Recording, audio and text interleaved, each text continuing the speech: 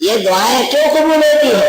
انہم کانوا یسارعون فی الخیرات، نیکی کے کاموں میں آگے بڑھتے تھے۔ جو یہ کہے کہ میری دعا قبول ہو جائے، وہ اپنی شکل آئینے میں دیکھے، کتنی خیر بڑھائی، کتنے اچھے کام کیے، کتنوں کی مدد کی، ذرا آئینے میں شکل بھی دیکھے۔ دعا قبول کرانا بھی کسی مرد کا کام ہے، پیغمبر ہے، اللہ سے مانگنے والے ہیں۔ دعا کیوں قبول ہوئی؟ ادھر نوح علیہ السلام سے شروع ہے، اس سے پہلے لوط علیہ السلام، اس سے پہلے ابراہیم علیہ السلام، اس کے بعد داؤد، پھر سلیمان، پھر ایوب، پھر اسماعیل، ذوالکفل، ادریس، یونس، زکریا، یحییٰ، تقریباً مشہور انبیاء بنی اسرائیل علیہ السلام۔ آخر میں کہتے ہیں کام کی یسارعون فی الخیرات، یہ نیکی کے کاموں میں آگے بڑھتے تھے۔ ہزاروں طلباء احسن العلوم میں تفسیر پڑھ رہے ہیں، اور انشاءاللہ قیامت تک اللہ اسے قائم دائم رکھے۔ تو اے مالدارو، پیسے پر سینے ڈالو ہوئے اجدہاؤ، تمہارا فرض نہیں بنتا کہ ان کے اعزاز و اکرام کے لیے آگے بڑھو؟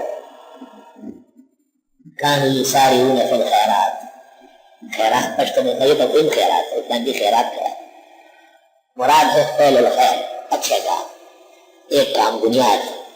سبحان اللہ۔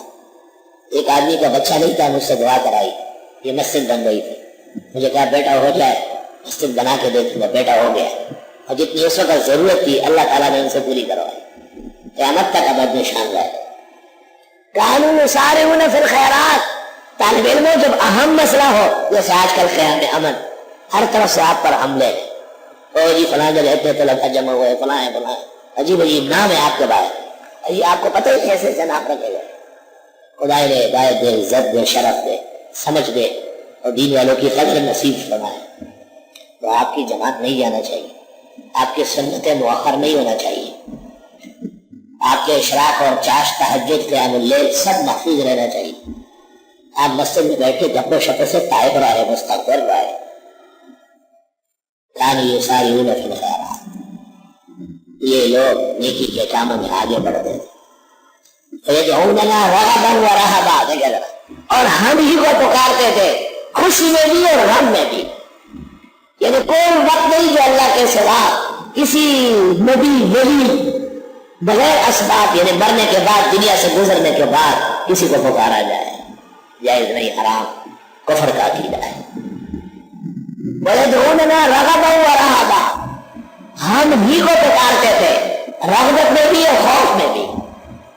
سبحان اللہ۔ وَكَانُوا لَنَا خَاشِعِينَ، اور واقعی ہم سے ڈرتے تھے۔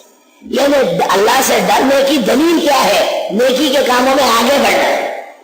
اللہ تعالیٰ سے ڈرنے کی دلیل کیا ہے؟ صرف اس سے مانگنا، اس کے علاوہ کسی اور سے نہ مانگنا۔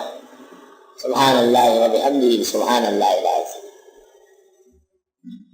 شرک اعتقادی 4 قسم کا ہے، فی الدعا، فی التصرف، فی العبادت، فی العبادت۔ شاہ اسماعیل نے تقویت میں اور بھی اقسام نقل کی ہے، اور شرک فعلی وہ متنوع ہے، متنوع، اس کی بہت قسمیں بن سکتی ہیں۔